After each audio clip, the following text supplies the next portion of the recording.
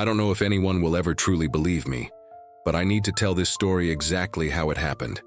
Because if there's one thing I learned out there, alone, buried in snow, losing strength hour after hour, it's that sometimes help comes from the last place you'd expect, and sometimes the thing that saves your life isn't human at all. It might have fur and scars and eyes that look straight through the cold and into the part of you that's trying not to give up. So if you're listening to this, stay until the end, because what happened out there changed me forever. And there's a moment that still makes my hands shake when I think about it. And it all started on a morning that should have been perfect. I'd planned that trip for months. I wanted a few days alone in the mountains. Just me, the quiet, and the kind of cold air that makes you feel clean from the inside out. I'd been stressed, overwhelmed, stuck in routines that were draining me. So heading into the northern range in early winter sounded like the kind of challenge that clears your mind. I wasn't inexperienced. I'd been hiking since I was a teenager. I knew how to read the terrain, how to pack, how to track changes in the weather. At least that's what I thought. The mountain doesn't care how confident you are. It doesn't care how many times you've done things right before. One mistake, one miscalculation, and it'll show you exactly who's in charge. The first hours of the hike were calm. Quiet forest, snow-dusted branches, the soft crunch of my boots marking each step. I had my pack, extra layers, food, emergency gear, everything by the book. I felt safe, strong, ready. The trail climbed gradually, and as the trees thinned, the wind started changing. It blew sharper, colder, like warning whispers brushing my face. But I didn't think much of it. Winter winds weren't new to me. Clouds were still scattered and visibility was fine. By late afternoon, I reached a ridge where I wanted to set up camp. My legs were tired, but that good kind of tired. The type that tells you you've earned your meal and your rest. I found a sheltered spot behind a few large rocks, set up my tent, and started boiling water for dinner. Everything was normal. Everything felt stable. But as I ate, I noticed the temperature dropping faster than usual. The wind shifted direction, picking up speed. I checked my small radio for updates, but the signal was weak, just fragments of static and occasional words I couldn't make sense of. Looking back now, that was the first sign. But I brushed it off, zipped up my jacket, and told myself I'd be fine after some sleep. Around midnight, the first heavy gust hit my tent hard enough to wake me. The walls trembled, the fabric snapped like someone trying to tear it open. Then came another gust, stronger, and another. The sound outside changed from wind to something deeper, a roar building over the ridge. A storm, a real one. Not the light snowfall I'd expected, not something you just push through. This was heavy, fast, and angry. I sat up instantly. My breath fogged the air. The temperature had dropped so low my water bottle was already freezing near the bottom. I unzipped part of the tent and looked outside. Snow was whipping sideways, thick enough that my light couldn't cut through it. I couldn't see the ridge, the rocks. Nothing. Just a wall of white, cold, and wind. I had two options: stay inside and hope the tent didn't collapse, or break camp and try to move lower before things got worse. And trust me, neither option felt good. The tent poles were already bending, and the snow was piling fast. By the time I finished pulling on my boots and jacket, the storm was full force.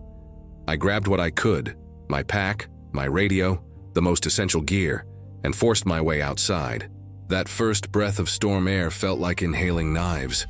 The wind hit me so hard I had to lean into it to stay upright. Snow stuck to my eyelashes, freezing them together, but I kept moving. I had to.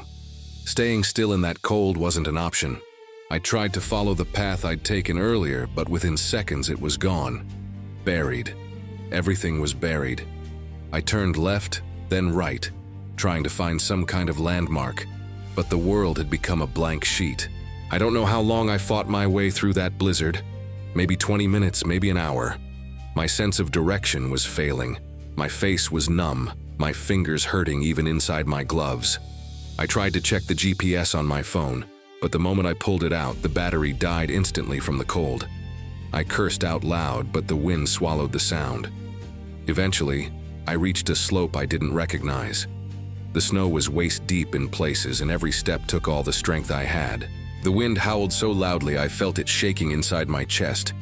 And that's when it happened. A deep cracking sound beneath me. Not the soft crumble of snow shifting under weight. This was something else. Something dangerous. Before I could react, the ground gave way. The world tilted. My feet vanished under me. Snow and air mixed in a blur.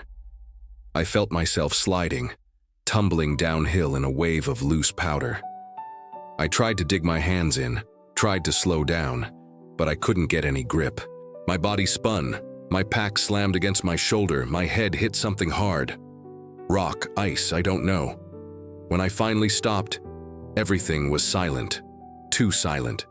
The storm still howled above, but where I landed, it felt like I was inside a muffled cave of snow. I tried to move. Pain shot up my right leg, sharp and immediate. Not broken, but definitely injured. I sucked in a shaky breath, realized I had lost one of my trekking poles during the fall, and worse, I had no idea where I was. No idea which direction was up the slope, down the mountain, or sideways. I sat there, snow creeping under my clothes, wind slicing at my face, and for a moment, I felt something I don't usually feel. Real fear. I forced myself to stand, using the remaining pole like a crutch. My leg throbbed with each step. The storm was getting even stronger. I tried to move forward, one slow step at a time, but the snow was too deep. It swallowed my boots, dragged on my legs, drained what little energy I had left. At one point, I stumbled and nearly collapsed, catching myself just in time. That was the moment I realized I wasn't getting off the mountain by strength alone. I needed something else, luck, a miracle, anything, and I didn't think miracles happened to people like me. But I was wrong. I kept walking until my body refused, my vision blurred. I couldn't feel my fingertips. The storm felt alive, like it was pushing me down, trying to smother me into the snow. My legs shook and eventually my knees gave out.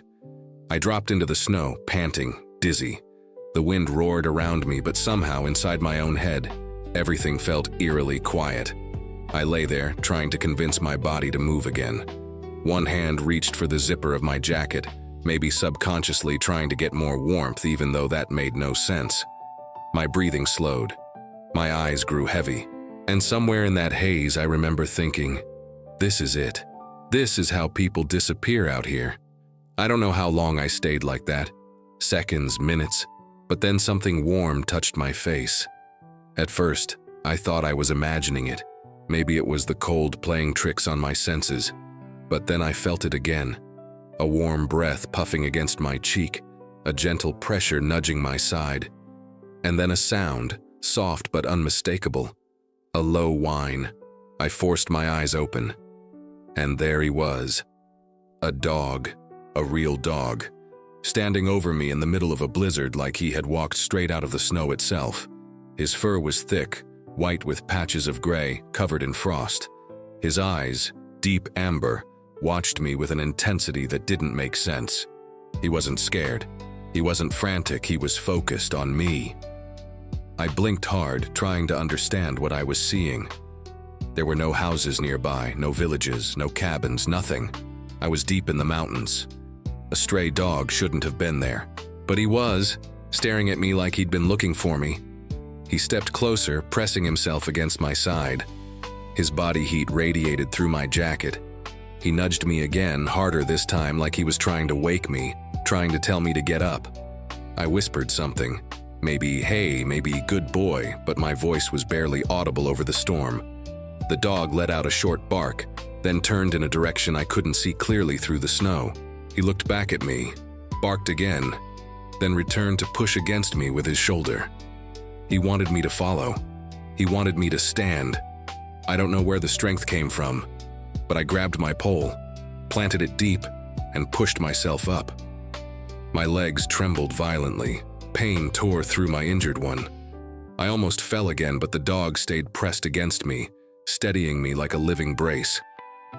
He started moving ahead, slowly, stopping every few steps to check if I was following.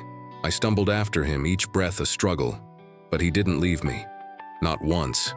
Every time I slowed too much, he circled back, nudged me, barked softly, then guided me forward again. Minutes passed, or hours. Hard to say in that storm, but the dog kept me moving when my body wanted to collapse. My vision tunneled, my breath came in gasps, my injured leg felt like it was on fire, and just when I thought I couldn't take another step, the wind shifted. The snow thinned just enough that I could make out a dark shape in the distance. A structure, small, maybe a cabin, maybe a shelter. I blinked, trying to focus, but the dog barked sharply and ran toward it before turning and waiting for me.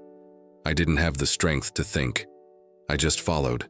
When I reached the cabin, half-buried, old, barely standing, I almost cried. The door was partially blocked by snow, but with the dog digging at it and me pushing with what strength I had left, we managed to force it open. Inside, it was dark and cold, but the wind couldn't reach us. That alone felt like salvation. I stumbled in and collapsed to the floor. My chest heaved. My hands shook uncontrollably. I was seconds from blacking out. The dog came to my side, curled up against me, and stayed there. His warmth the only reason I didn't slip under completely. And that's how I survived the first night. But that was only the beginning, because the storm didn't end. And neither did what that dog did for me. When I woke up inside that tiny cabin, the first thing I felt was the sting in my fingers and toes, like they were thawing too fast. The second thing I felt was warmth pressed against my side. When I opened my eyes fully, the dog was still there, curled tightly against me, his thick fur rising and falling with steady breaths. He hadn't left me for a second. Not during the storm, not while I was unconscious, not even while I shivered uncontrollably on that freezing wooden floor. Sunlight seeped faintly through the cracks in the boarded-over window. The storm had calmed, but the cabin still shook occasionally from stray gusts. My whole body felt heavy, bruised, exhausted, and my leg, my right leg, throbbed with a deep burning ache that made it hard to move. When I tried sitting up, the pain shot upward, forcing a gasp from my chest. The dog lifted his head immediately, ears perking up, eyes sharp, as if checking whether I was okay. "Hey, buddy," I whispered, barely managing a smile. He nudged my arm gently, then pressed his head under my hand as if insisting I pet him. His fur was colder near the tips, but warm closer to his body. I ran my fingers over him, noticing how thin he'd become under all that fluff. He wasn't a domesticated pet. He had scars on his muzzle, small healed marks near his shoulder, and his paws were rough and cracked. A stray, or at least a dog who'd been alone for a long time. And somehow, he'd found me in the middle of that storm. I checked my backpack, wincing from the pain in my leg. My food was limited, very limited, but I had enough for a day or two if I stretched it carefully. He needed food more than I did. So I tore open a pack of dried meat, broke a piece in half, and placed one part in front of him. At first, he didn't touch it. Instead, he sniffed it, then looked back at me like he was making sure I wasn't giving away something I needed more. Only when I nodded did he eat it. Slow, deliberate bites, as if he wasn't used to having food suddenly handed to him. After he finished, he sat in front of me, staring with those amber eyes again. And I swear, I felt something shift inside me. Like I wasn't alone anymore. Like I wasn't just fighting for my own survival. I was fighting for both of us. I needed to plan. The storm might have calmed, but I was still in trouble. The cabin provided shelter, but no heat, no communication, and my leg was in no condition for a long hike. The nearest ranger station was miles away, even in good weather. And the storm had covered the landscape so heavily, I had no confidence I could retrace the route or find the trail again. If I stayed here too long, I'd run out of food and strength. I tried standing up using the wall for support. My injured leg buckled, and I had to grab onto a broken shelf to keep from falling. The dog barked sharply, not loud, more like a scolding tone, then rushed to my side and pressed himself against me again, giving me support. That was the first time I realized he wasn't just smart. He was watching me like he understood everything that was happening. With his help, I hopped toward the door and pushed it open enough to look outside. Snow covered everything in thick waves and ridges. The sky was clearer, but clouds still hovered low, promising more trouble later. The cold hit me instantly, making my breath fog and my skin tighten. I scanned the surroundings. No obvious path, no visible landmarks, only silence and untouched snow stretching in every direction. My heart dropped. If the dog hadn't found me yesterday, I wouldn't be standing here. And now, even after surviving the storm, survival wasn't guaranteed. I shut the door and leaned back against it. Panic wanted to creep in. That quiet, suffocating kind that whispers worst-case scenarios into your head. But then the dog sat down in front of me, tilting his head slightly, and somehow that simple gesture grounded me. "Okay," I whispered, exhaling slowly. "We do this your way." Because deep down, I already understood something. He knew this mountain better than I ever could. Over the next hour, I gathered everything I had, checked my water, tightened the straps on my pack, and wrapped my injured leg with spare clothing to keep pressure on it. The dog sat near the door the whole time, as if waiting for me to be ready. When I finally opened the door fully, a gust of wind hit us, but nothing compared to the night before. The dog stepped outside first, sniffing the air, ears forward, body alert. Then he turned to me and walked a few steps down the slope, stopping and looking back, waiting. That became his routine. Move ahead. Look back. Wait. Make sure I was following.